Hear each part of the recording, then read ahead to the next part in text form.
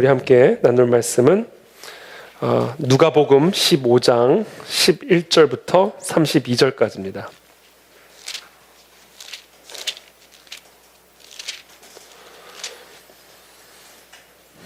누가복음 15장 11절부터 32절까지 한 절씩 저와 여러분들이 교독하겠습니다. 저부터 읽겠습니다. 또 이르시되 어떤 사람에게 두 아들이 있는데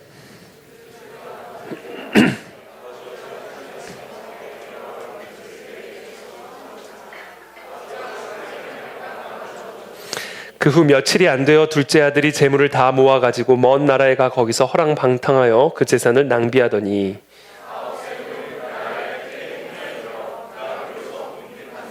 가서 그 나라 백성 중 한 사람에게 붙여 사니 그가 그를 들로 보내어 돼지를 치게 하였는데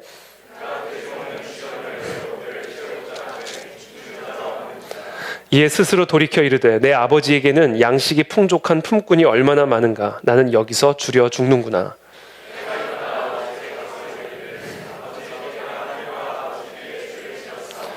지금부터는 아버지의 아들이라 일컬음을 감당하지 못하겠나이다. 나를 품꾼의 하나로 보소서 하리라 하고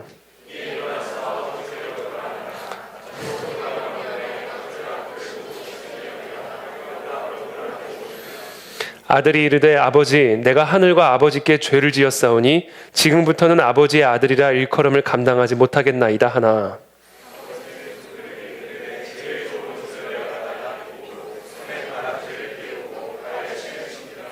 그리고 살찐 송아지를 끌어다가 잡으라. 우리가 먹고 즐기자.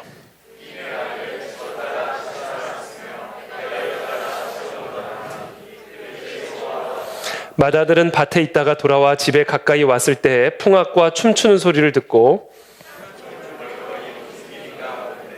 대답하되 당신의 동생이 돌아왔음에 당신의 아버지가 건강한 그를 다시 맞아들이게 되므로 인하여 살찐 송아지를 잡았나이다 하니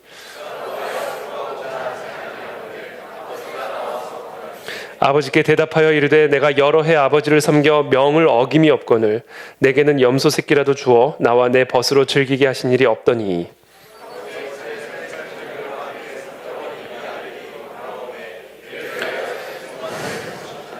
아버지가 이르되 예 너는 항상 나와 함께 있으니 내 것이 다 네 것이로되 이 내 동생은 죽었다가 살아났으며 내가 잃었다가 얻었기로 우리가 즐거워하고 기뻐하는 것이 마땅하다 하니라. 아멘. 네, 오늘 슬기로운 신앙생활 세 번째 하나님의 음성이란 무엇인가라는 주제를 가지고 오늘 함께 말씀을 나누겠습니다. 지난 2주간 산을 옮기는 하나님의 능력을 경험할 수 있는 믿음의 원리, 슬기로운 신앙생활의 네 가지 원리를 배웠습니다. 첫 번째, 믿음은 열차와 같아서 시동을 걸어야 역사가 시작이 됩니다. 또한 믿음은 겨자씨와 같아서 심어야 열매를 맺을 수가 있는 것입니다. 그래서 아무리 작은 겨자씨만한 것이라 할지라도 그것을 실천에 옮김으로써 심을 때 그때 비로소 믿음의 열매, 믿음의 역사는 나타날 수가 있는 것이죠.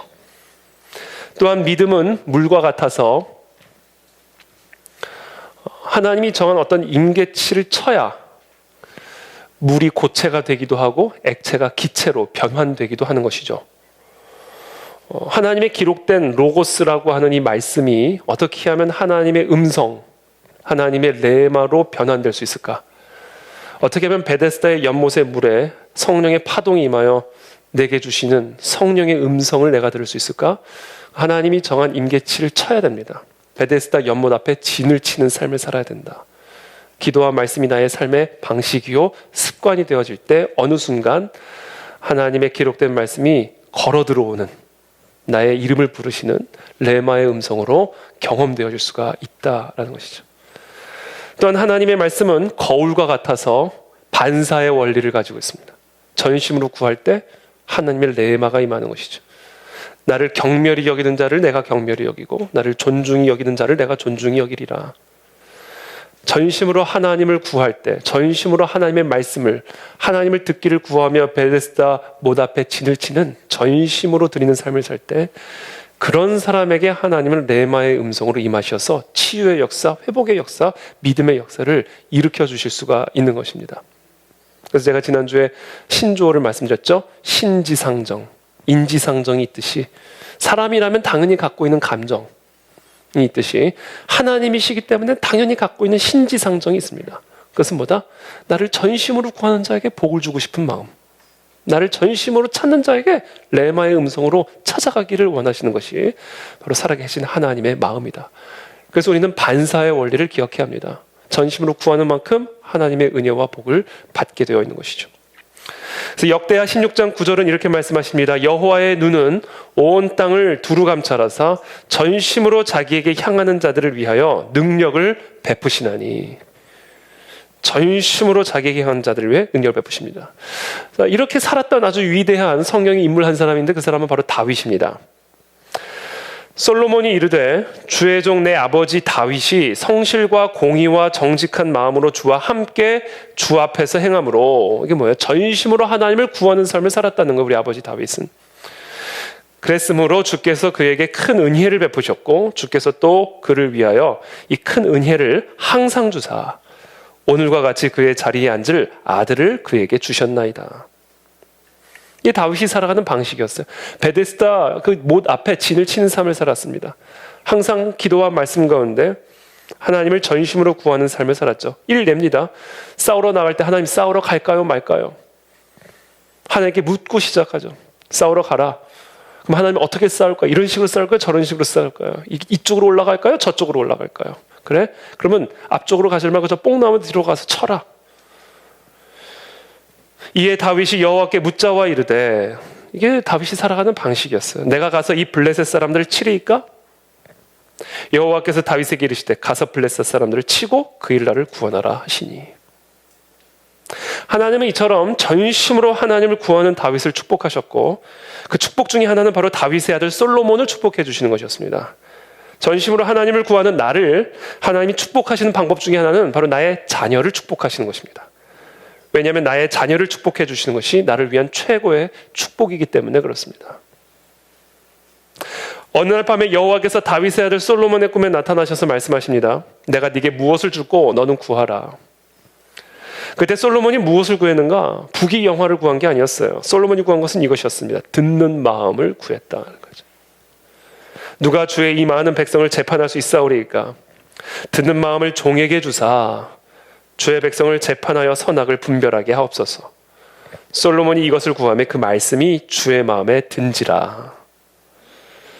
여기서 우리는 하나님의 마음에 드는 기도, 하나님의 마음에 감동을 일으켜서 우리의 삶에 하나님의 능력을 베풀어 주시고 축복을 베풀어 주시는 기도의 아주 중요한 요소 하나를 발견하게 됩니다. 그것은 기도하는 사람이 어떤 정체성을 가지고 기도하느냐.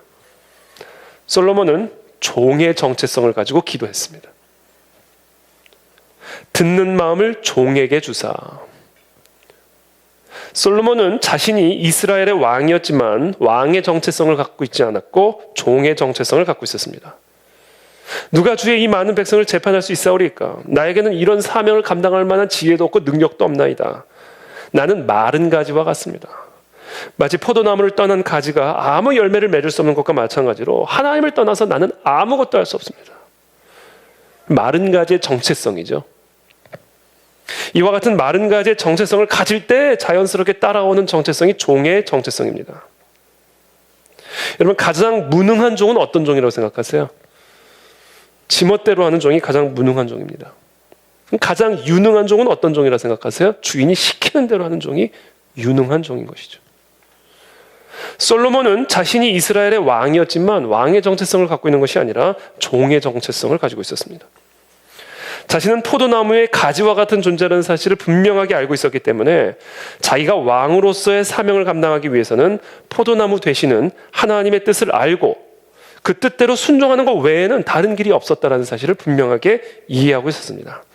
그래서 솔로몬은 자신에게 가장 필요한 것 이것 하나, 그것은 바로 듣는 마음, 주인의 명령, 왕의 명령을 듣는 종의 마음, 듣는 마음, 이것이 필요하다는 사실을 정확하게 이해하고 있었죠. 그래서 이 솔로몬의 기도, 듣는 마음을 종에게 주사, 이 짧은 기도 안에 다음과 같은 솔로몬의 고백이 녹여져 있는 겁니다. 하나님, 나는 아무것도 할 수 없는 무능한 가지입니다. 그래서 아버지를 떠나서는 저는 아무것도 아니고 아무것도 할 수가 없습니다. 비록 이스라엘의 왕이라는 지위를 갖고는 있지만 저는 그저 하나님의 종일 뿐입니다. 하나님의 종이 되지 않으면 저는 이스라엘의 왕으로서의 사명도 감당할 수 없기 때문입니다. 그러므로 이 종에게 필요한 것은 바로 나의 주인이시요 나의 왕이신 하나님을 들을 수 있는 마음입니다. 그러므로 이 종에게 듣는 마음을 주사 제게 맡기신 이 사명을 감당할 수 있도록 축복하여 주시옵소서. 이 기도가 여러분 하나님의 마음에 파동을 일으킨 거예요. 야, 네가 이거를 구하는구나. 전 이 기도가 저와 여러분들의 평생의 기도가 되기를 예수님의 이름으로 축복합니다. 그러자 하나님이 약속하세요. 그래, 네가 이것을 구했으니 네가 구하지 아니한 부귀 영화까지도 내가 너에게 더해 주리라. 여러분, 우리가 이 세상에서 살아가는 데 있어 필요한 모든 복은 바로 이 하나님의 음성을 듣는 마음으로부터 비롯됩니다. 우리가 그것을 알아야 됩니다. 하나님을 듣는 마음으로부터 장수의 복이 흘러들어오고요, 부귀 영화의 복이 흘러들어오고요, 내가 영광스러워지는 복이 바로 이 하나님을 듣는 마음에서부터 흘러나오는 겁니다. 그러므로 오직 하나만 구하면 돼요. 하나님의 음성을 들을 수 있는 마음. 이것 하나만 구하면 이 세상 모든 것을 다 구하는 거나 마찬가지고, 이거 하나만 구하면 이것만 하나만 받으면 모든 것을 다 받은 것이나 마찬가지입니다. 왜냐하면 하나님은 온 하늘과 땅의 모든 권세를 가지고 계시는 주권자 왕이신 하나님이시기 때문에 그분을 듣는 마음만 있으면 우리는 온 하늘과 땅의 모든 권세를 가진 사람이나 마찬가지가 되는 거예요. 제가 수요일마다 우리 윌버포스 크리스천 스쿨 학생들에게 채플 때 설교를 합니다. 매주 수요일 오전에 우리 WCS 학생들을 상대로 한 20여 명 남짓한 교사와 학생들 함께 예배를 드리면서 제가 항상 설교를 하는데, 그때 제가 이 솔로몬의 이야기를 하면서 이런 질문을 드렸어요. 여러분들은 어떤 소원을 갖고 계세요? 우리 학생들은 어떤 소원을 갖고 있어? 물어봤어요. 그랬더니 아이들이 답을 안 해요. 마치 그러니까 소원이 없는 것처럼 아무 답을 안 해요. 그래서 제가 한 사람 한 사람 이름을 부르면서 질문했어요. 아무개야, 너 소원이 뭐니? 없대요. 아무개야, 네 소원은 뭐니? 없대요. 그럼 다 갖고 있다는 거죠. 요새 애들은 다 갖고 있습니다. 요새 애들은 소원이 없어요. 그래서 제가 얘기해줬어요. 그러니까 한 사람 한 사람 다 묻는데도 다 소원이 없대요. 그래서 제가 얘기해줬어요. 얘들아, 소원이 없는 게 중요한 게 아니고 소원이 없는 게 좋은 게 아니야. 소원이 있어야 삶에 능력과 에너지가 들어오는 거예요. 좋은 소원을 갖고 있는 것은 좋은 삶을 만들어내는 원동력이야. 왜냐하면 하나님이 마음에 소원을 두고 행하게 하신다고 그러셨거든. 그러니까 하나님이 너의 삶을 통해서 행하기를 원하신다면 우리 안에 하나님의 소원이 내 소원이 돼야 돼. 소원이 있어야 돼, 얘들아. 이게 소원. 똑같은 질문을 저는 여러분들에게도 드리고 싶어요. 여러분, 소원이 뭐예요? 아마 똑같이 대답하겠죠. 없는데요. 아마 그럴지도 모르겠어요. 아니요, 여러분, 소원이 있어야 돼요. 간절한 소원. 자나깨나 내가 갖고 있는 소원이 있어야 돼요. 그게 내 인생을 만듭니다. 그래서 제가 얘기해 줬어요. 너희 소원이 뭔지 모르니까 내가 답해 줄게. WCS 학생들에게 누군가가 너의 소원이 무엇이냐고 묻거든 너희들은 이렇게 대답해야 된다. 내 소원은 하나님의 음성을 듣는 마음을 갖는 것입니다.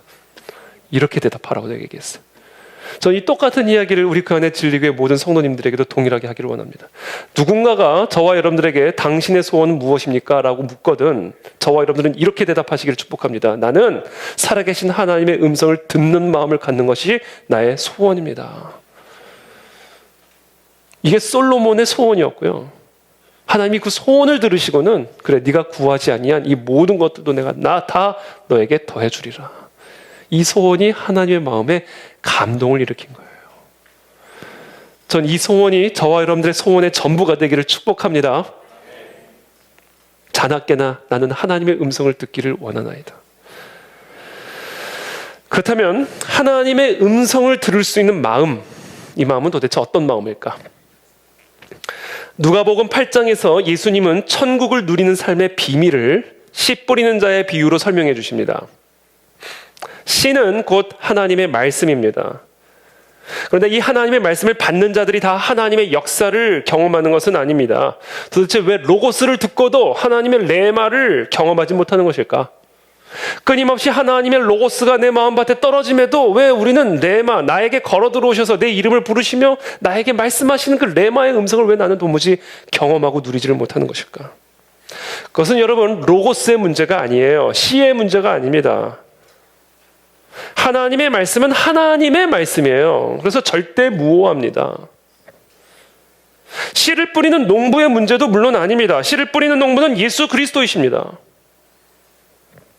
그렇다면 도대체 무엇이 문제인가? 씨가 뿌려지는 밭의 문제라는 거예요.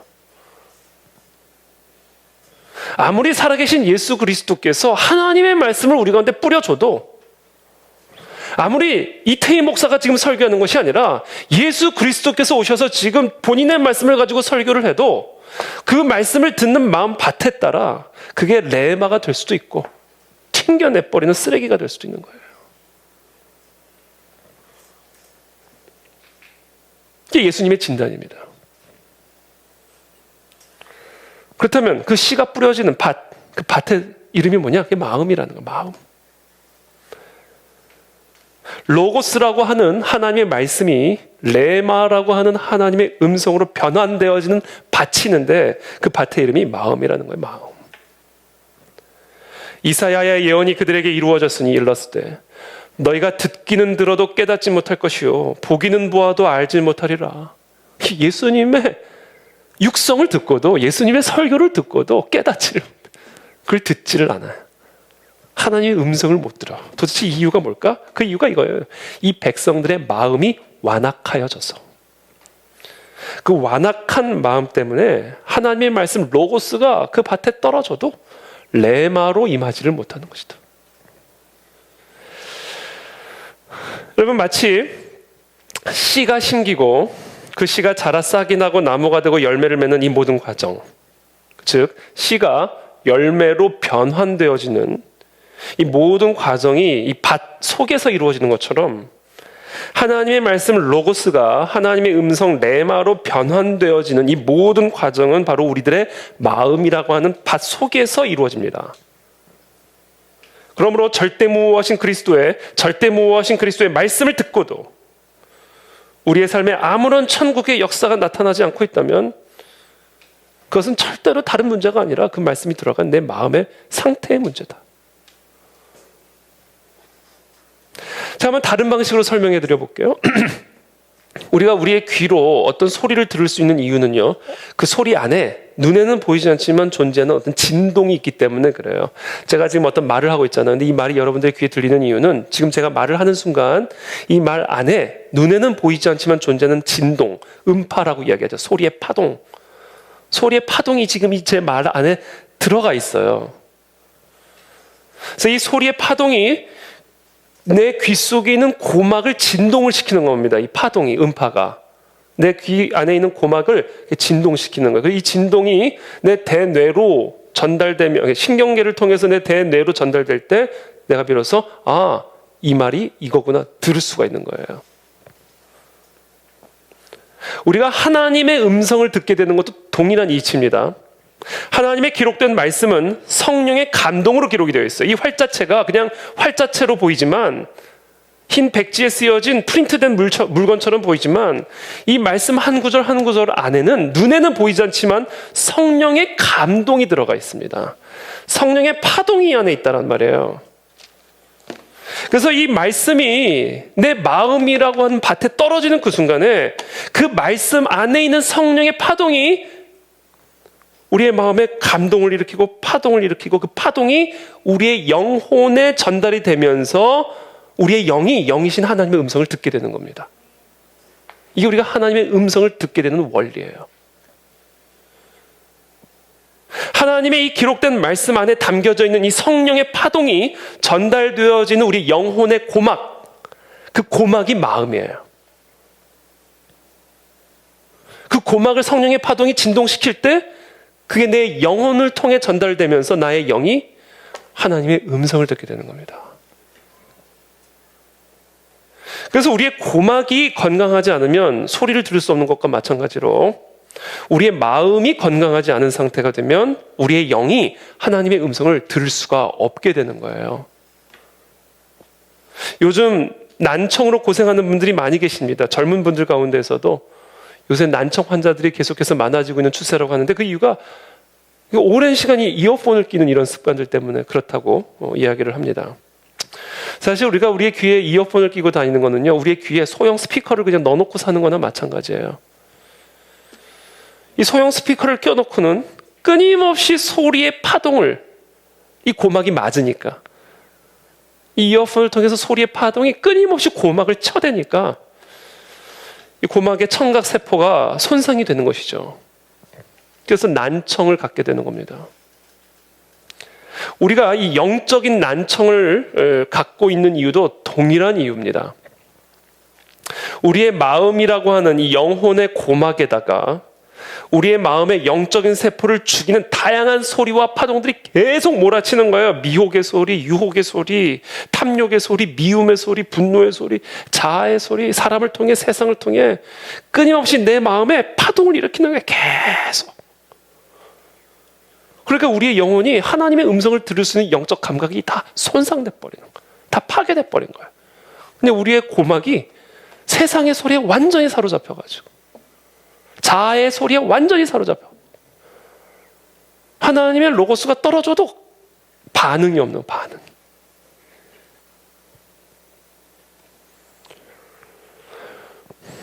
그리고 그와 같은 병든 고막의 상태, 그와 같은 병든 마음의 상태를 예수님이 완악한 마음이라고 표현하고 계시는 겁니다. 그러므로 살아계신 하나님의 말씀을 통해 그 말씀 안에 있는 성령의 감동이 우리의 고막, 마음의 파동을 일으켜서 우리의 영혼이 하나님의 음성을 들을 수 있기 위해서는요, 우리의 마음이라고 하는 고막이 고침을 받아야 됩니다. 전 우리의 마음에 고침을 받는 은혜가 있게 되기를 축복합니다. 어떻게 해야 우리의 이 완악한 마음이 고침을 받고 착하고 좋은 마음밭으로 변화될 수 있을까? 첫 번째입니다. 우리의 이 완악한 마음이 고침을 받기 위해서는 첫 번째, 하나님의 생각과 나의 생각이 다르다는 사실을 인정해야 됩니다. 이게 우리의 완악한 마음이 고침을 받기 위한 첫 번째 치료 단계입니다. 치료도 단계가 있죠. 첫 번째 치료 단계는 뭐냐?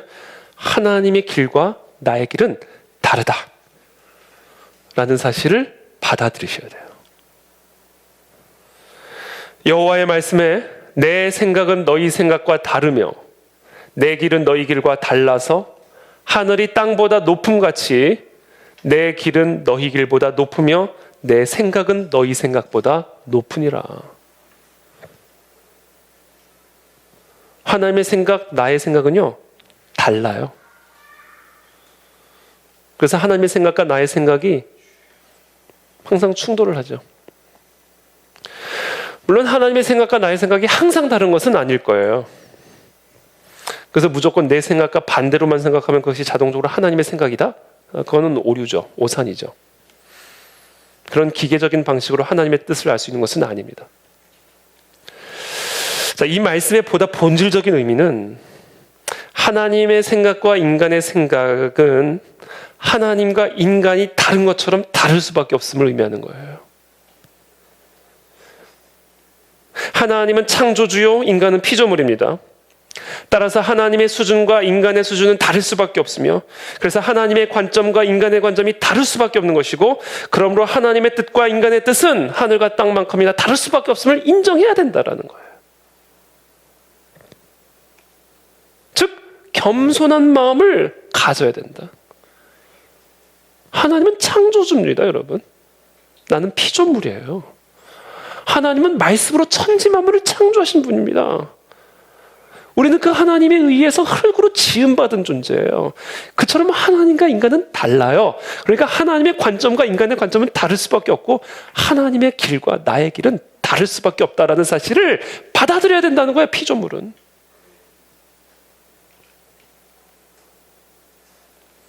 바로 이 겸손한 마음이 하나님의 음성을 들을 수 있는 착하고 좋은 마음밭이에요. 그리고 이 마음이 바로 솔로몬이 구한 하나님의 음성을 듣고자 하는 마음의 핵심입니다. 생명의 근원인 우리의 마음을 지켜야 한다라는 솔로몬의 잠언의 말씀은 바로 이와 같은 겸손한 마음을 반드시 지켜야만 한다라는 의미예요. 그러므로 우리가 상처받은, 고장난, 병든 이 완악한 마음을 고쳐서 살아계신 하나님의 음성을 들을 수 있는 마음이 되기 위해서는 첫 번째 치료 단계입니다. 하나님의 길과 나의 길은 다르다 라는 사실을 받아들이시기를 축복합니다. 두 번째, 어떻게 다르냐? 더 좋게 다르다는 사실을 받아들여야 돼요. 더 높게 다르다라는 사실을 인정하셔야 됩니다. 그때 나의 완악한 마음이 고침을 받습니다.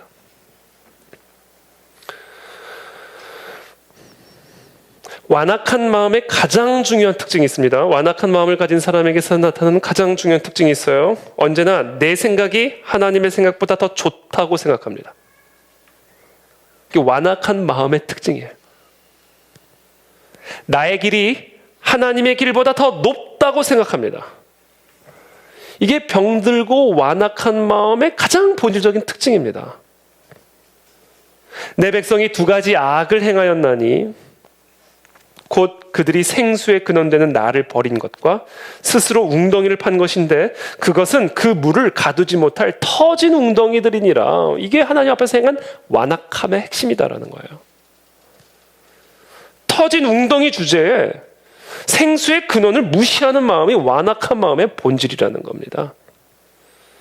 바로 이 완악한 마음 때문에 사람의 인생이 지옥 같은 인생이 되는 것이고 결국 죽어서도 지옥으로 들어가는 거예요. 생수의 근원보다 자기의 길, 터진 웅덩이의 길과 터진 웅덩이의 생각을 더 높이 여기는 그 터진 웅덩이에게 주어질 수 있는 유일한 운명은 지옥 외에는 없는 거예요. 아니, 터진 웅덩이가 생수의 근원보다 더 높고 더 좋다고 생각하면요, 그 터진 웅덩이에게 주어질 수 있는 유일한 운명은 지옥 외에는 없는 거예요.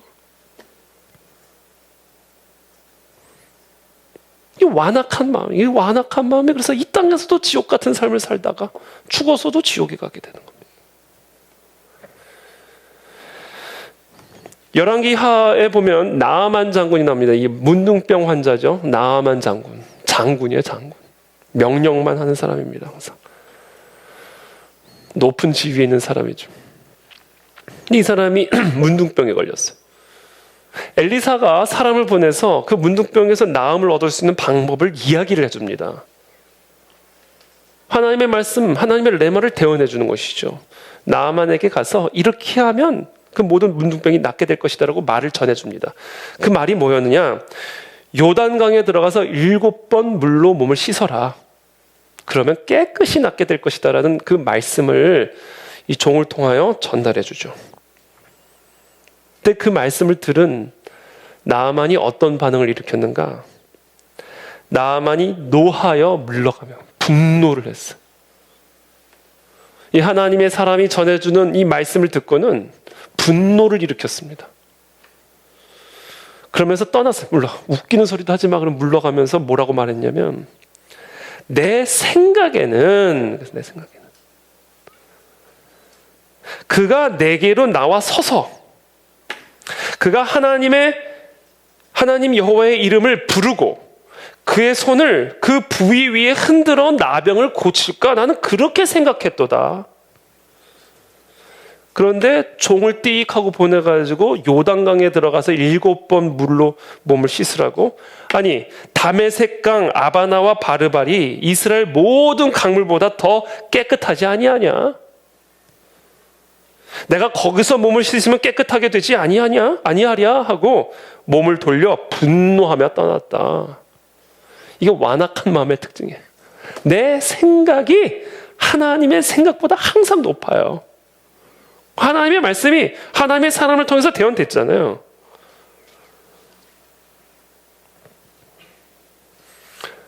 근데 분노를 일으키면서 뭐를 고집해? 내 생각과 다르다. 내 생각에는 당신이 와서 아픈 부위에 손을 흔들면서 기도해 주어야 나을 거라 생각했는데, 아니 저 요단강? 아니 다메섹에 있는 강들이 훨씬 깨끗하지 않아서 더러운 요단강에 들어가서 7번 몸을 물로 씻으라고 8번은 왜 안 되는데? 이야기하는 거예요. 그래서 사람들이 말려서 하나님의 말씀입니다. 여러분 이렇게 한번 해보십시오. 그리고는 나아만이 결국은 설득을 당하여 이렇게 고백합니다. 나아만이 이에 내려가서 자기의 길에서 내려와서, 자기의 그 생각에서 내려와서 하나님의 생각, 하나님의 뜻, 하나님의 길보다 더 높이 서 있던 나의 생각, 나의 길에서 내려와서 하나님의 사람의 말대로, 하나님의 생각대로 요단강에 7번 몸을 잠그니 그의 살이 어린아이의 살같이 회복되어 깨끗하게 되었더라. 그러니까 여기 보세요. 이 나아만 장군의 문둥병이 치료되기 전에 뭐부터 치료됐어요? 완악한 마음부터 치료가 되는 겁니다. 이 완악한 마음이 치료받아야 문둥병도 나음을 받게 되는 거예요. 하나님의 생각보다 더 높이 올라가는 생각을 끌어내리십시오. 하나님의 생각과 나의 생각은 달라요. 당연하죠. 하나님은 창조주요, 난 피조물이니까. 근데 어떻게 다르냐? 더 좋게 달라요. 더 높이 달라요. 그러므로 나의 완악한 마음이 고침을 받기 위해서 우리가 할 일은 뭐예요? 그 더 높고 더 좋은 그 하나님의 길을 겸손하게 받아들여라. 오늘 이 나아만 장군처럼 나의 길에서 내려와라. 그리고 하나님의 길로 가라. 그러므로 세 번째입니다. 나의 생각을 내려놓고 하나님의 생각을 받아들이시기를 축복합니다. 아무리 생각해도 하나님의 생각보다 나의 생각이 더 높고 더 좋게 여겨진다면 하나님은 창조주요, 나는 피조물이라는 사실을 기억하시기를 축복합니다. 하나님은 생수의 근원이요, 나는 터진 웅덩이라는 사실을 항상 기억하고 있어야 됩니다. 그래야 우리의 완악한 마음이 고침을 받고 착하고 좋은 마음밭으로 변화되어질 수가 있는 것입니다. 그런데 제가 이 말씀을 쭉 묵상하다가 제가 한 가지 정말 궁금하고 이해가 되지 않는 한 점이 있었어요. 그건 뭐냐면요, 우리는 도대체 왜 이 사실을 인정하는 게 이토록 어려울까? 아니, 피조물인 나의 뜻을 내려놓고 창조주인 하나님의 뜻을 받아들이는 게 그렇게 어려울 일인가, 그게? 아니, 터진 웅덩이가 생수의 근원에게로 돌아가는 것이 그냥 그게 그렇게 어려운 일인가? 사람이 더 좋은 길, 더 높은 길을 사모하고 갈망하는 것은 당연한 거잖아요. 그런데 우리는 왜 그토록 피조물이 전능하신 창조주의 생각과 창조주의 길을 따라가는 게 왜 이렇게 어려운 일인가? 너무 신기하고 이상하고 궁금했어요. 그게 왜 이렇게 어려운 것이지, 우리에게는? 그 이유는 딱 하나예요. 전혀 어려울 일이 아닌데 그게 그토록 어려운 일이 된 이유는 딱 하나입니다. 그 이유가 뭔지 아세요? 왜 우리는 하나님의 길과 나의 길 가운데 항상 나의 길이 하나님의 길보다 더 좋게 느껴지는지 아세요? 왜 나의 길에서 내려와서 하나님의 길로 따라가는 것이 왜 그토록 어려운 일이 되는지 아세요? 하나님의 사랑에 대한 확신이 부족하기 때문에 그런 겁니다. 다른 이유 아니에요. 나를 향하신 하나님의 사랑에 대한 확신, 나를 향한 그 하나님의 사랑에 대한 깊은 경험과 체험이 부족하기 때문에 하나님의 길보다 나의 길을 더 갈망하고 하나님의 뜻보다 나의 뜻을 더 사랑하게 되는 거예요. 이거 하나입니다, 여러분. 만일 우리가 우리를 향한 하나님의 그 사랑을 확신하지 못한다면, 우리를 향한 하나님의 그 사랑을 정말로 제대로 경험해보지 못했다면 우리는 끊임없이 하나님의 생각과 하나님의 길에 대해 의심의 눈초리를 보낼 수밖에 없을 것입니다. 우리의 길보다 하나님의 길을 더 갈망하려면 나를 향한 하나님의 사랑에 대한 확신을 가지셔야 돼요. 하나님이 나를 얼마나 사랑하시는지를 알아야 돼요. 그러면 하나님의 길을 사모하게 되어 있고 갈망하게 되어 있고 따라가게 되어 있습니다. 한마디로 내가 하나님의 길을 갈망하지 않고 나의 길을 더 갈망하는 이유, 전혀 어려울 일이 아님에도 불구하고 생수의 근원 되신 하나님께로 돌아가 그 길을 따라가는 것이 그토록 어려운 이유는 내가 그만큼 하나님의 사랑을 모르고 있기 때문이에요. 그만큼 내가 하나님의 사랑에 깊은 체험이 없기 때문이에요.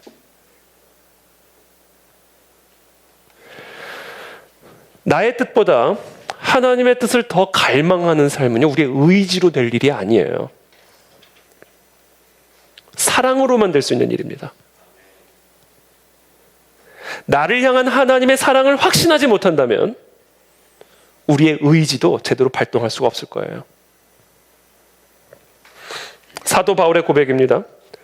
그러나 무엇이든지 내게 유익하던 것을 내가 그리스도를 위하여 다 해로 여길 뿐더러 그동안 내게 유익했던 것들, 그래서 내가 정말로 사랑했던 그 모든 것들을 내가 그리스도의 사랑을 위하여, 그리스도를 위하여 다 해롭게 여기기 시작했다.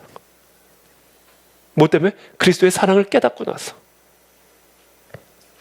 또한 모든 것을 해로 여김은 내 주 그리스도 예수를 아는 지식, 예수의 사랑을 아는 지식, 그 예수의 사랑을 경험하는 그 경험적인 지식이 가장 위대하고 가장 좋은 것이었기 때문이었다. 내가 예수 그리스도의 사랑을 제대로 경험하기 전에는 내가 바리새인 있는 것도 내게 유익했고, 내가 가말리엘 문화에서 학위를 받은 것도 내게 너무나 자랑스럽고 유익했던 일이고, 세상에서 얻는 영광들도 나에게 너무나 유익한 일이었는데, 내가 예수 그리스도의 사랑을 아는 그 경험적 지식을 가진 이후에는 상대적으로 그게 배설물처럼 여겨진다.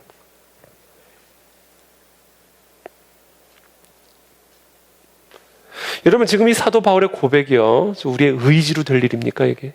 여러분, 그동안 내게 유익했던 것, 지금도 내게 유익하게 느껴지는 그 모든 것들이 배설물로 여겨지고, 그리스도를 아는 지식이, 그리스도와 함께하는 시간이 내게 더 유익하다고 여겨진 이 모든 것들이 여러분께 우리의 의지로 될 수 있는 문제냐고요. 의지로 시작해도 3일이면 끝나요. 이거는요, 우리의 의지로 될 수 있는 일이 아닙니다. 이건 오직 사랑으로만 될 수 있는 거예요. 그리스도의 사랑을 알아야, 그래서 그 그리스도의 사랑에 대한 확신이 있어야 세상 그 무엇보다도 오직 그리스도와 함께하는 것이 내게 더 유익하고, 그래서 그것을 방해하려는 다른 모든 것들이 그 전에는 얼마나 내게 유익했는지 모르지만 배설물처럼 여겨지는 거. 그건 의지가 아니에요. 사랑이지, 사랑. 모든 것을 참으며, 모든 것을 믿으며, 모든 것을 바라며, 모든 것을 견딜 수 있는 힘은 오직 하나, 사랑으로부터 말미암는 것입니다. 나를 향한 하나님의 사랑에 대한 확신, 체험, 이것이 나로 하여금 갈 바를 알지 못하고 갈대아 우르를 떠날 수 있게 만드는 힘이요, 나를 향한 하나님의 사랑에 대한 확신이 나의 뜻대로 하지 마시옵고 아버지의 뜻대로 하옵소서 기도하며 십자가를 지고 골고다 언덕으로 올라가 내가 죽는 것도 내게 유익하다. 이것이 하나님의 뜻이라면 이런 확신을 가질 수 있는 힘이 되는 거예요, 여러분. 의지로 될 수 있는 게 아니라는 거예요. 의지로. 저는 이 시간 축복합니다. 저와 여러분들의 모든 마음이 우리를 향한 이 하나님의 완전한 사랑에 감동을 받게 되기를 축복합니다. 그것에 대한 확신을 갖게 되기를 바랍니다. 이게 바로 슬기로운 신앙생활의 출발점이에요. 하나님의 능력을 경험할 수 있는, 믿음의 역사를 경험할 수 있는 이 슬기로운 신앙생활의 출발점은 나를 향한 하나님의 그 무조건적인 사랑에 대한 확신에서부터 시작이 됩니다. 이게 영성의 본질이에요. 우리의 모든 신앙생활의 뿌리, 신앙생활의 동력은 나를 향한 하나님의 사랑에 대한 깊은 체험과 확신에 있습니다. 그 확신에 우리의 삶이 뿌리를 내릴 때 우리의 종교생활이 신앙생활로 변화될 수가 있는 거예요. 종교인과 신앙인의 본질적인 차이가 뭔지 아세요? 나를 향한 하나님의 깊은 사랑에 대한 확신에 있습니다. 이게 종교인과 신앙인을 구분짓는 기준이에요. 이 확신이 없이 예배를 드리는 사람은 종교인이고요, 이 확신 때문에 예배 나와 예배 드리는 사람은 신앙인입니다. 이 확신이 없이 하나님의 말씀을 듣고 따르려는 사람은 종교인이고요, 이 확신 때문에 하나님의 말씀을 듣고 따르려는 사람은 신앙인입니다. 그리고 오직 신앙인만이 살아계신 하나님을 체험하고 경험할 수가 있습니다. 왜냐하면 종교인의 종교생활은 하나님의 마음을 절대로 감동시킬 수가 없기 때문에 그래요. 나를 향한 하나님의 사랑을 깊이 확신하는 가운데 나를 향한 그 하나님의 사랑의 감동으로 올려드리는 기도와 예배, 순종만이 하나님의 마음을 감동시킬 수 있는 신앙인의 삶이 될 수가 있는 것입니다. 마가복음 14장에 보면 예수님께서 나병 환자 시몬이라고 하는 사람의 집에서 식사를 하고 계실 때 한 여자가 아주 값비싼 향유옥합을 깨뜨려가지고 예수님의 머리에 부은 사건을 기록하고 있습니다. 자, 그때 거기 있던 사람들 중 한 사람이 화를 내면서 어째서 이 값비싼 향유를 낭비하는가? 라고 소리를 치면서 그 여인을 책망했어요. 참고로 이 사람은 예수님을 은 30냥에 팔아먹었던 가룟 유다입니다. 그런데 여러분, 이 가룟 유다의 반응과는 달리 똑같은 사건을 보고 있는 거예요. 한 여인이 향유옥합을 깨뜨리고 그것을 예수님의 머리에 붓고 있는 이 사건을 동일하게 보고 있는데 가룟 유다는 그것을 분노하며 책망했어요. 그런데요, 가룟 유다가 화를 내며 분노한 그 행위가 예수님에게는 너무나 큰 감동을 주는 행위였어요. 예수께서 이르시되 가만두라. 너희가 어찌하여 그를 괴롭게 하느냐. 그가 내게 좋은 일을 하였느니라. 여러분, 사랑이 없으니까 돈 계산하죠. 사랑이 있어봐요. 돈 계산하나. 여러분, 데이트를 하는데 남자친구 여자친구가 돈 갖고 자꾸 그러면 그건 그냥 정리하세요. 그건 사랑이 없는 거예요.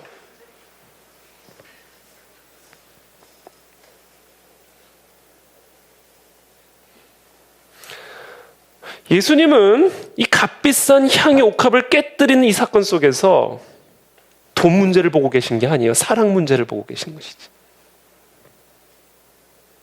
여러분, 돈 문제는 사랑 문제입니다. 돈의 문제는 사랑의 문제예요. 마음이 있는 곳에, 보물이 있는 곳에 마음이 있다 말씀하셨어요.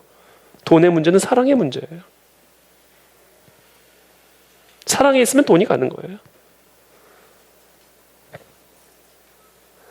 누가복음 7장에 보면 예수님이 들어오실 때 발 씻을 물도 제공하지 않았던 바리새인들이 예수님의 발을 씻겨드리기 위해서 자신의 평생을 돈을 모아 산 옥합을 깨뜨린 이 여인을 더러운 불결한 죄인이라고 공격하고 있는 것을 보십시오, 여러분. 사랑의 문제라고요. 사랑의 문제. 사람이 들어왔을 때 발 씻을 물을 주는 거는요, 이건 당시 문화 관습에서는 기본 중에 기본적인 예의예요. 예수님이 들어오실 때 발 씻을 물이 없는 걸 보고 얼마나 수치심을 느끼셨을까? 그런 대접을 받으시면서 얼마나 마음이 섭섭하셨을까? 사람을 초대해놓고 저녁 식사 초대해놓고 앉을 자리도 안 주는 거나 마찬가지예요. 바리새인은 그렇게 했다고요. 근데 이 여인은요, 자신이 평생 돈을 모아 산 옥합을 깨트려가지고 예수님의 발을 닦아드렸다고요. 근데 그 모습을 본 바리새인이 저 여인이 얼마나 불결한 죄인지를 알았다면 자기 발 만지는 걸 내버려 두지 않았을 것이다. 예수님도 율법 위반이라는 거예요. 지금 내버려 두고 있으니까.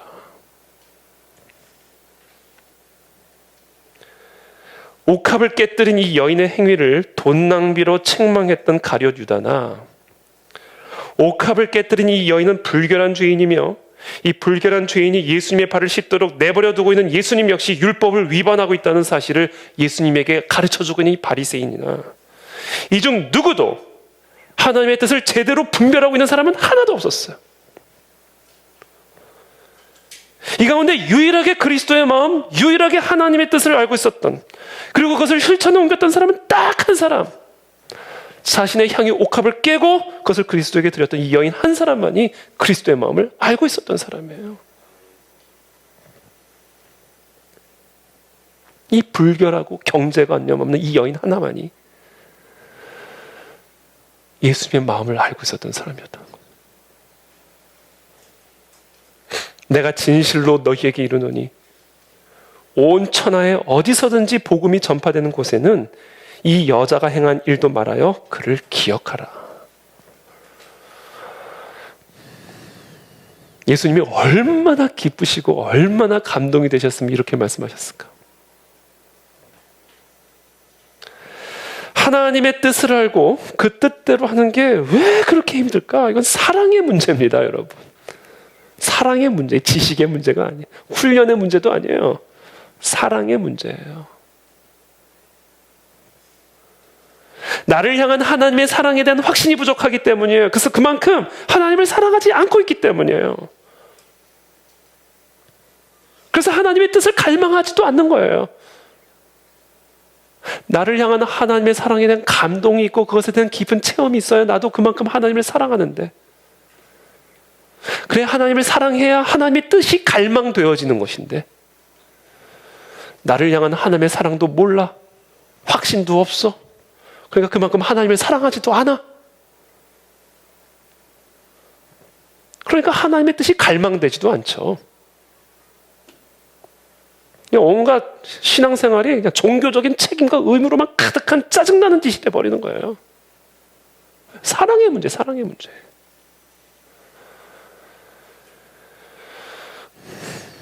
여러분, 사랑에 빠지면 나타나는 증상이 있습니다. 여러분, 사랑에 빠져보셔서 아시죠?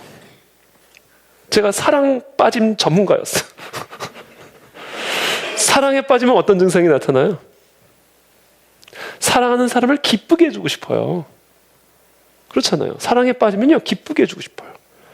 그래서 끊임없이 물어요. 너 뭐 먹고 싶니? 뭐 하고 싶니? 뭐 갖고 싶니? 사랑하니까.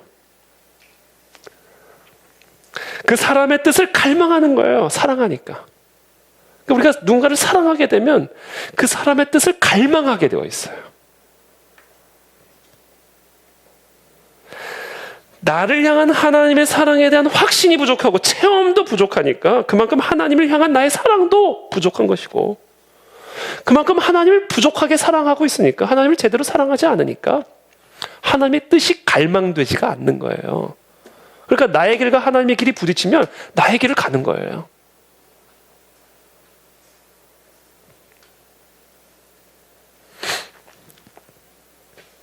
아담과 하와가 하나님의 뜻을 거역하고 선악과를 먹게 된 이유가 있습니다.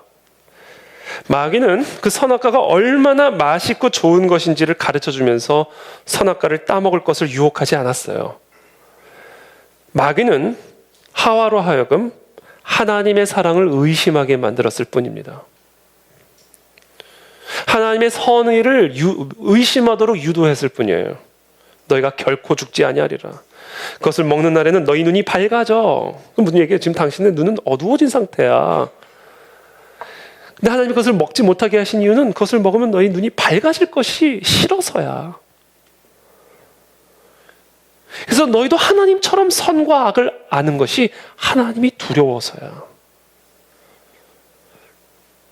그러므로 너가 그것을 먹으면 죽는다라는 하나님의 말씀은 너희를 속이기 위한 거짓말에 불과한 것이에요.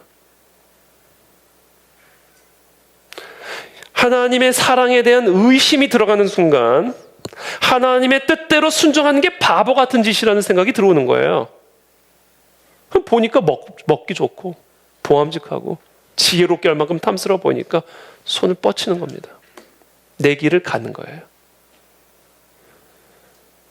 하나님의 사랑을 의심하는 순간 나를 위한 최선의 길은 하나님보다 내가 더 잘 알고 있다는 생각을 갖기 시작하게 되는 겁니다. 이것이 사단의 전략의 핵심이에요. 하나님의 사랑을 의심하게 만드는 겁니다. 그래서 하나님을 불순종하게 만드는 거예요. 너희를 향한 나의 생각은 재앙이 아니라 평안이요 미래의 소망을 주기 위한 것이라 분명히 말씀하셨지만 마귀는 우리에게 속삭입니다. 너희를 향한 하나님의 생각은 재앙이야. 너희에게 미래의 소망을 주기 위한 것이 아니라 절망을 주기 위함이야. 그러니까 너를 위한 계획은 너가 짜야 돼. 너희가 너의 삶의 하나님이 되고 너가 네 삶의 주인이 돼야 돼. 이게 원죄입니다. 이게 원죄. 그래서 우리 안에는요, 하나님의 뜻대로 가면 망할 것 같은 믿음이 있습니다. 그래서 항상 하나님의 길보다는 내 길이 더 높게 느껴지게 되어 있어요. 이게 원죄. 그게 왜 그래요? 하나님의 사랑에 대한 의심 때문에 그래요. 그래서 하나님의 길이 나에게 최고의 길이라고 느껴지지가 않는 거예요.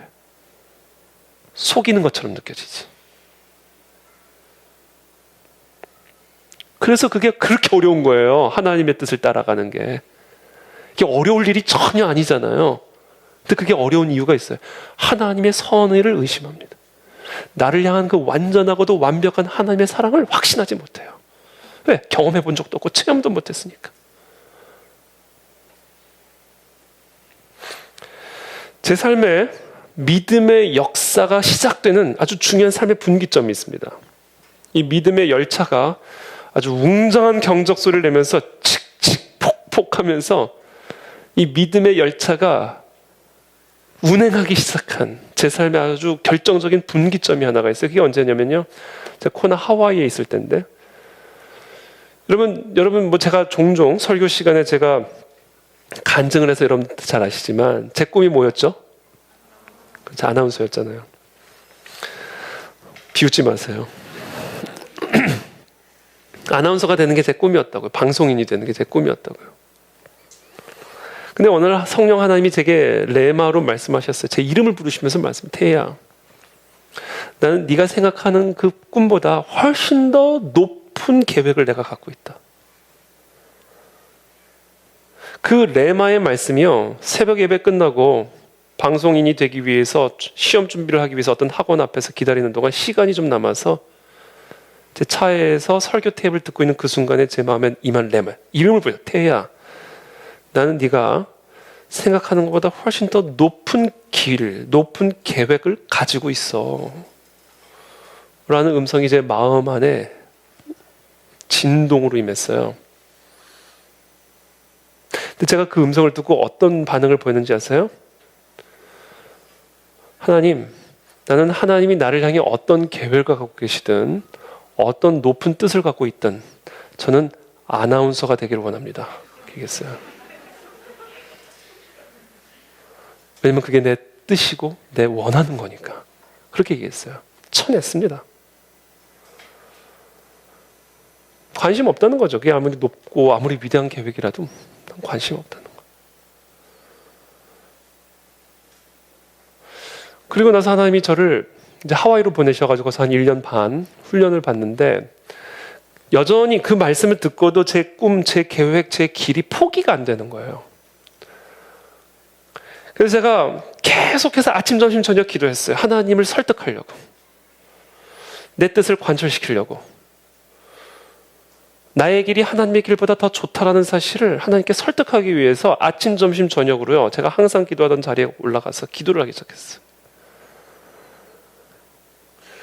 그래서 제가 그때 항상 얘기했잖아요. 하도 그냥 세게 기도해서 잔디를 다 뽑아버렸다고.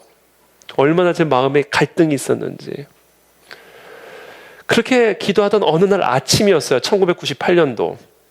어느 날 아침에 성령의 레마가 다시 한번 제 마음을 진동을 시키는데 질문을 하시더라고요. 태희야, 너 왜 아나운서가 되고 싶으냐?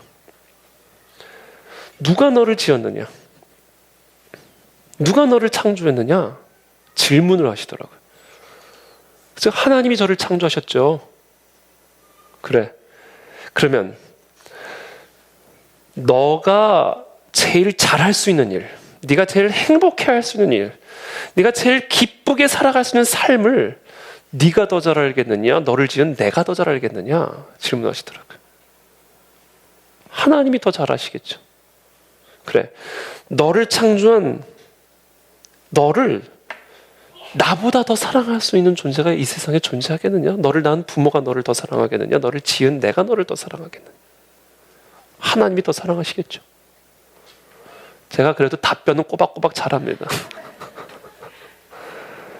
그때 하나님이 이렇게 말씀하셨어요. 태희야, 그러니 안심하고 네 삶의 주도권을 나에게 넘겨라. 안심하고 너의 길에서 내려와라. 내가 너를 위해 예비한 그 더 좋고 높은 길로 나랑 같이 가자. 그 말씀하시더라고요. 근데 그때 그 하나님의 초청이 제게 아주 설득력 있게 임했어요. 그래, 하나님이 나를 창조하셨는데 나를 하나님보다 더 잘하는 더 잘 알고 있는 존재가 있을까? 사실 나도 나를 잘 모르겠는데, 오늘 생각이 달라지고 내일 생각이 달라지는데, 나에게 어떤 은사가 있는지 나도 잘 모르겠고, 내가 어디서 무엇을 하며 어떤 일을 해야 내가 행복하게 살 수 있고 열매를 맺을 수 있는지 나도 사실은 잘 모르겠는데, 그래, 하나님이 나를 지으셨으니 하나님보다 더 잘 알고 있는 존재가 누가 있을까? 나를 하나님보다 더 사랑하고 하나님보다 나를 더 잘 인도하실 수 있는 존재가 이 세상에 누가 있을까? 그게 합리적으로 제가 설득이 됐어요. 그 순간에. 그래서 그때 그 순간이었어요. 그 순간 하나님, 알겠습니다. 감사합니다. 하나님이 나를 지으셨고 하나님이 나의 창조주이시니 내 삶의 모든 주권을 하나님에게 이양하겠습니다. 내 삶의 주인이 되어 주시옵소서. 하나님의 길을 따라갈 수 있게 도와 주시옵소서. 바로 그 시간, 그 순간이었어요. 나의 길에서 내려온 순간이. 그리고 하나님의 길로 갈아탄 순간. 그 순간부터 제 삶에 믿음의 열차는 경적 소리를 내면서 달리기 시작합니다. 제가 그러고 나서 생각한 거, 내가 그동안 예배를 드리고 하나님께 헌신하고 섬겼던 이 모든 게 다 뭐였을까? 아니, 나를 향한 그 하나님의 사랑을 내가 알지도 못하고, 그래서 내 삶의 주도권도 제대로 드리지도 못하면서 내가 하나님의 사랑을 노래하고 있었다니, 이게 도대체 내가 지금 그동안 무슨 예배를 어떻게 드렸던 것인가? 그렇게 하나님께 주도권을 내어드리거든요. 망치로 제 머리를 한번 맞은 것 같은 느낌이에요. 내가 그동안 신앙생활을 한 거야? 종교생활을 한 거야?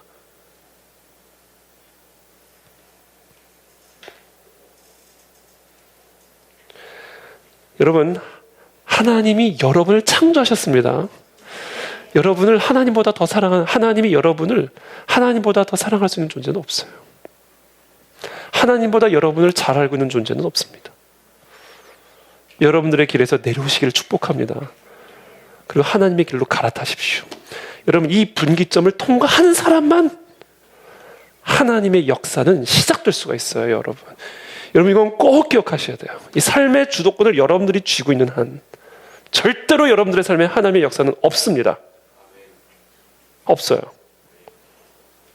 여러분들이 평생 예배드려도 그건 종교생활이에요.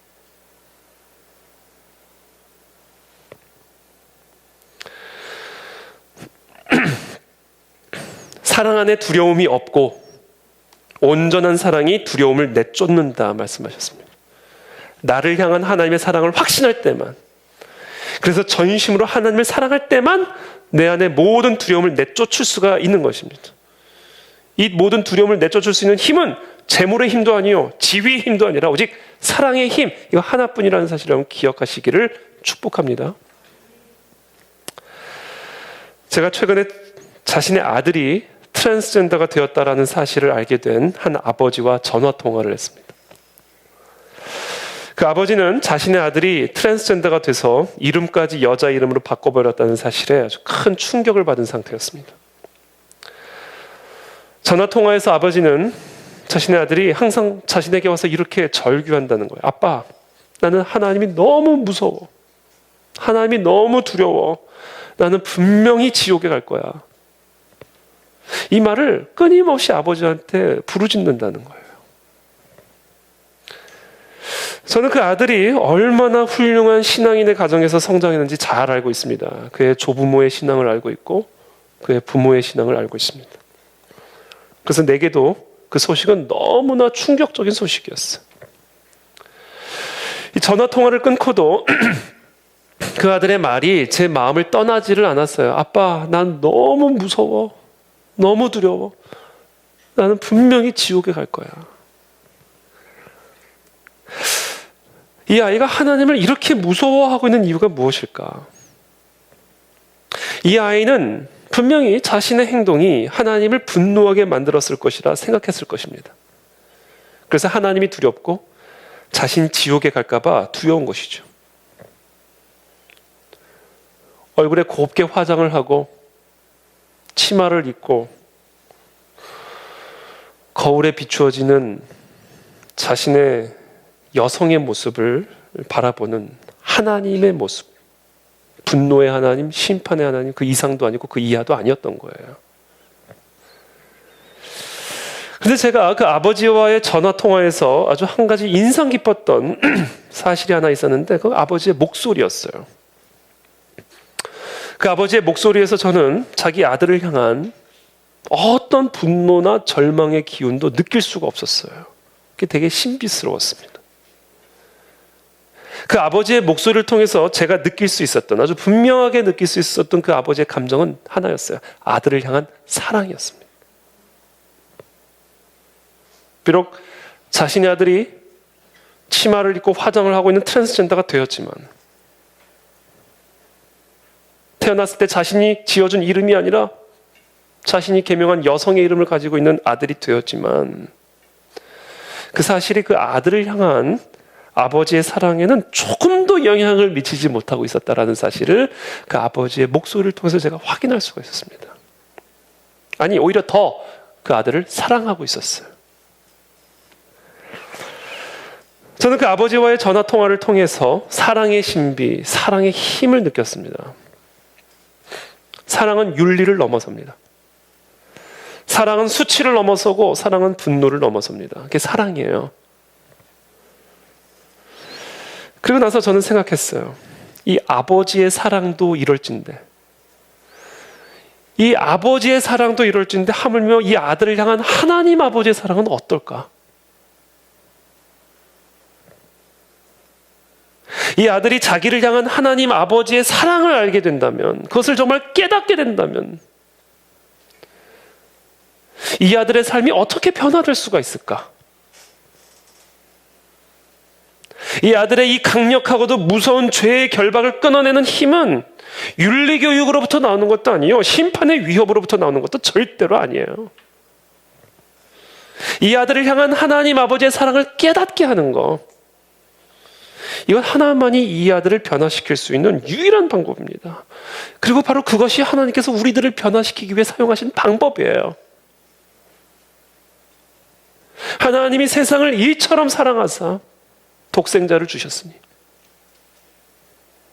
이는 저를 믿는 자마다 멸망치 않고 영생을 얻게 하려 하심이라. 하나님이 그 아들을 세상에 보내신 것은 세상을 심판하려 하심이 아니요, 그로 말미암아 세상이 구원을 받게 하려 하심이니라. 그래서 이 구원자 하나님이 갓난 아기의 모습으로 말구유에 태어난 거야. 다 오라는 거야, 오라는 거야. 구원하기 위해 왔으니까 오라는 겁니다. 이 아들은 자신이 하나님께 얼마나 혐오스러운 일을 했는지 알고 있었을 거예요. 어려서부터 철저한 신앙교육을 받고 기도받고 자란 아이였으니 트랜스젠더가 하나님의 마음을 아프게 하는 일이라는 사실은 분명히 알고 있었을 것입니다. 소돔과 고모라가 동성애를 비롯한 성적인 음란 때문에 심판을 받았다는 사실도 분명히 알고 있었을 것입니다.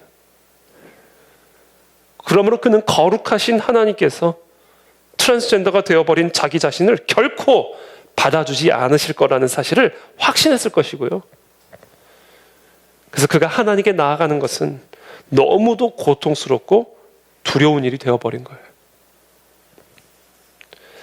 그래서 저는 그 아들을 만나게 되면 다른 모든 이야기를 다 제쳐놓고 동성애가 왜 죄며 트랜스젠더가 왜 하나님의 창조 질서를 파괴하는 일이며 페미니즘은 무엇이며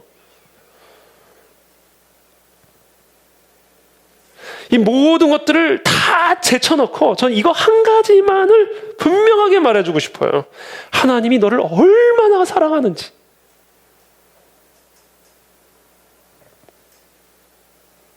아들로 태어났지만 치마를 입고 화장을 곱게 하고 있고 여성의 이름으로 불려진 너를 하나님이 얼마나 사랑하고 있는지를 네가 알기를 원한다. 그 사실 하나만은 네가 반드시 알고 있어야 된다.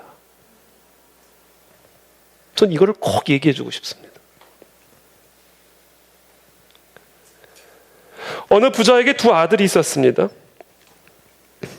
아버지가 돌아가실 때까지 기다릴 수 없었던 둘째 아들, 이 탕자가 하루는 아버지에게 유산을 미리 달라고 요구합니다. 이건 지금도 마찬가지지만 그 당시 건 정말 충격적인 요구예요. 살아계신 아버지에게 가서 유산을 미리 달라는 건 아버지 참 오래도 사십니다, 이 얘기하는 거나 마찬가지입니다. 아버지는 너무 슬픈 마음으로 재산의 절반을 나눠주었고 그 아들은 유산을 챙겨서 머나먼 타국으로 떠납니다. 그는 그곳에서 가진 모든 재산, 아버지의 유산을 받아 가지고 온 그 모든 재산을 창녀에게 다 탕진을 합니다. 창녀에게. 그리고 황폐한 삶을 살면서 돼지 먹이는 일을 시작합니다. 어느 날 그는 돼지들 틈에 앉아서 떠나온 집을 회상하게 됩니다. 그리고 불현듯 아버지 집에서는 하인들조차도 지금의 자신보다 더 나은 삶을 살고 있다는 생각을 깨닫게 됩니다. 그래서 그는 아버지의 집으로 돌아갈 것을 결정해요. 그러나 상식적으로 아버지가 자기를 받아줄 리가 없어. 아버지에게 그런 충격적인 만행을 저지르고 떠났는데, 그리고 그 유산을 다 창녀들에게 다 뿌려버렸는데, 그리고 나서 아버지에게로 돌아갔는데 아버지가 나를 받아줄 리가 없어. 그래서 한 가지 아이디어를 떠올려요. 아버지, 내가 돌아가지만, 아버지에게로 왔지만, 아버지의 집에서 살게 해주시지만 나를 아들로 대우하지 마시고 종으로 대우해 주십시오. 그 조건으로라도 나를 받아주십시오. 이 생각을 하고 집을 향해 가는데 도무지 믿을 수 없는 광경이 펼쳐지는 거예요. 그 장면을 제가 예수님이 말씀하신 그대로 읽어드려야 되겠어요. 누가복음 15장 20절입니다. 이에 일어나서 아버지께로 돌아가니라. 아직도 거리가 먼데 아버지가 그를 보고 측은히 여겨 달려가 목을 안고 입을 맞추니. 여러분, 이거는요, 아버지가 항상 거기서 언제 내 아들이 돌아오나 지켜보고 있었음을 암시하는 겁니다. 멀리서, 누가 누군지도 제대로 육안으로 식별도 안 하는 그 멀리서 아들을 보는 순간 아버지가 뛰쳐나간 거예요. 그건 항상 그 자리에 거기서 기다리고 있었음을 암시하는 거예요.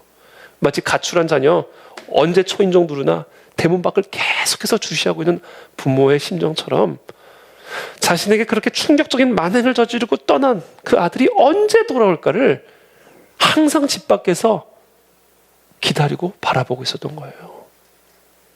저 멀리서 아버지만 알아볼 수 있는 아들이 나타난 것을 보고는요, 너무나 기뻐가지고 그냥 달려간 거예요.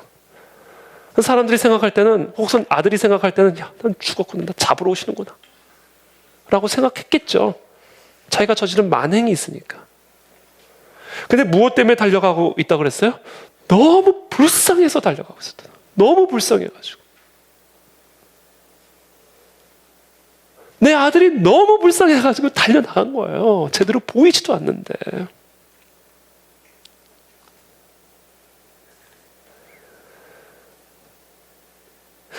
달려가 목을 안고 입을 맞추니 아들이 이르되, 아버지, 내가 하늘과 아버지께 죄를 지었사오니 지금부터는 아버지의 아들이라 일컬음을 내가 감당하지를 못하겠나이다. 아버지는 종들에게 이르되 제일 좋은 옷을 내어다가 입히고 손에 가락지를 끼우고 발에 신을 신기라. 그리고 살찐 송아지를 끌어다가 잡으라. 우리가 먹고 즐기자. 이 내 아들은 죽었다가 다시 살아났으며 내가 잃었다가 다시 얻었노라 하니 그들이 즐거워하더라. 이거는 상상할 수도 없었던 일이에요. 심판이 아니라 축제가 벌어진 것입니다. 이 탕자의 비유는 여러분, 충격적인 아들의 만행으로 시작해서 충격적인 아버지의 사랑으로 마무리되는 이야기입니다. 이게 복음의 본질이라는 거예요. 이게 우리를 향한 하나님 아버지의 사랑이라는 것입니다. 그럼에도 불구하고, 이게 복음의 정수임에도 불구하고 우리는 너무나 자주 이와 같은 하나님 아버지의 무조건적인 사랑을 망각하죠. 의심하고. 저는 트랜스젠더가 돼버린 그 아들을 만나게 되면 꼭 이 탕자의 비유를 전해주고 싶어요. 아버지가 탕자를 만나기 위해 불쌍해서 달려가 그의 입에 입을 맞추고 목을 앓는 그 모습을 설명해 주면서, 하나님은 네가 치마를 입고 화장을 하고 집에 들어오는 그 모습을 바라보면서 분노하고 계신 게 아니야. 트랜스젠더의 모습으로 변화된 너 때문에 분노하고 계신 게 아니라 너를 너무나 사랑하고 계신다는 사실을 네가 꼭 알기를 원한다. 이 우리를 향한 하나님 아버지의 무조건적인 사랑이라는 사실을 네가 꼭 알고 하나님께로 돌아오기를 원한다. 그 사랑을 경험해야 네 길에서 내려와 하나님의 길로 갈아탈 수 있는 힘을 갖게 되는 것이다.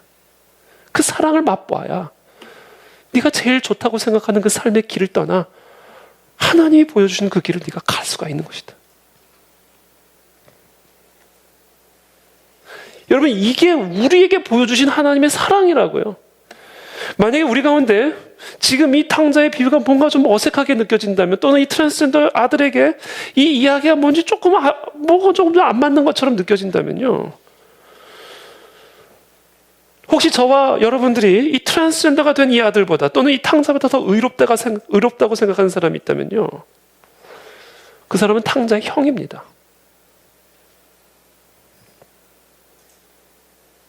우리는 다 이 탕자와 같은 존재들이요, 우리는 다 하나님 보시기에 트랜스젠더가 된 그 아들과 같은 존재들이에요. 그들을 향한 하나님의 무조건 사랑이 어색하게 느껴지세요? 그것을 받아들이기가 거북하십니까? 그렇다면 저와 여러분들은 탕자의 형이에요.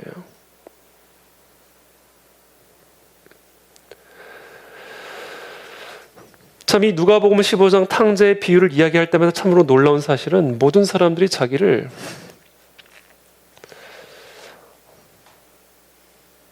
탕자의 형이라고 생각하지 않고 있다는 점이 참 놀라운 사실이죠. 하나님 아버지의 이와 같은 무조건적인 사랑, 이 사랑만이 우리를 변화시킬 수 있는 힘입니다. 이 사랑이 나의 뜻이 아니라 하나님의 뜻을 더욱 갈망하게 만들 수 있는 힘이 되는 거예요. 이 사랑이 나의 길을 고집하는 삶이 아니라 하나님의 길을 갈망하게 만드는 힘입니다. 이 사랑이 내 삶의 주도권을 내가 가지고 살아가는 삶이 아니라 내 삶의 모든 주도권을 안심하고 하나님에게 이양하게 만들 수 있는 힘이 되는 거예요. 하나님은 이와 같은 하나님의 무조건적인 사랑을 우리 모두가 체험하기를 원하고 받아들이기를 원하고, 그 하나님을 더욱 사랑하여, 전심으로 사랑하여 그 하나님의 뜻을 갈망하고 그 뜻을 따라가는 저와 여러분들의 신앙인의 삶이 되기를 원하고 계시는 것이죠. 그러므로 오늘 저와 여러분들 모두가 들어야 할 하나님의 음성이 있습니다. 내가 너를 진심으로 사랑한다. 너는 너의 실패에 집착하고 있지만, 너는 너의 연약함에 집착하고 있고, 너는 너의 죄악에 집착하고 있지만, 너를 향한 나의 사랑은 너의 행위에 근거한 것이 아니라 나의 본성에 근거한 것이다. 이 무조건적인 무제한적인 한량없는 은혜의 사랑을 네가 받아들이기를 원하노라. 이게 저와 여러분들에게 오늘 우리에게 주시는 레마의 말씀입니다. 그때 비로소 우리는 그 하나님을 전심으로 사랑하고 구하게 되어 있고, 나의 길에서 내려와 하나님의 길로 갈아타 하나님과 동행하는 삶이 비로소 시작이 될 수가 있는 것입니다. 슬기로운 신앙생활의 원리, 시동의 원리, 씨앗의 원리, 축적의 원리, 반사의 원리에 이어서 마지막 결정적으로 중요한 원리, 그것은 바로 사랑의 원리입니다. 아무리 내가 방언을 하고 예언을 하고 산을 옮길 만한 믿음이 있다 할지라도 믿음이 없으면, 사랑이 없으면 아무것도 아니다라고 말씀하셨어요. 그래서 믿음과 소망과 사랑은 항상 있을 것이지만 그 중에 제일은 사랑이라. 왜? 사랑으로부터 믿음이 흘러나오고 사랑으로부터 소망이 흘러나오기 때문에, 나의 죄 때문에 십자가에서 죽기까지 사랑하신 하나님 아버지의 사랑, 나의 실패에도 불구하고, 나의 죄악에도 불구하고, 나의 불결함에도 불구하고 나를 무조건적으로 받아주시고 사랑하시는 그 하나님 아버지의 사랑을 정말로 내가 받아들이고 경험하고 신뢰한다면, 이제 여러분 안심하고 그분에게 여러분들의 삶의 주권을 내어드리고 여러분의 길에서 내려오시기를 축복합니다. 마지막으로 로마서 8장 35절의 말씀 함께 읽고 오늘 말씀을 마치겠습니다. 함께 읽겠습니다. 시작. 누가 우리를 그리스도의 사랑에서 끊으리요? 환난이나 곤고나 박해나 기근이나 적신이나 위험이나 칼이랴. 기록된 바 우리가 종일 주를 위하여 죽음을 당하게 되며 도살당할 양같이 여김을 받았나이다 함과 같으니라. 그러나 이 모든 일에 우리를 사랑하시는 이로 말미암아 우리가 넉넉히 이기느니라. 아멘. 그 무엇도 우리를 하나님의 사랑에서 끊을 수 없다는 사실을 기억하고 그 사랑을 경험하고 누리는 오늘의 예배가 되기를 축복합니다. 함께 기도하며 나가겠습니다.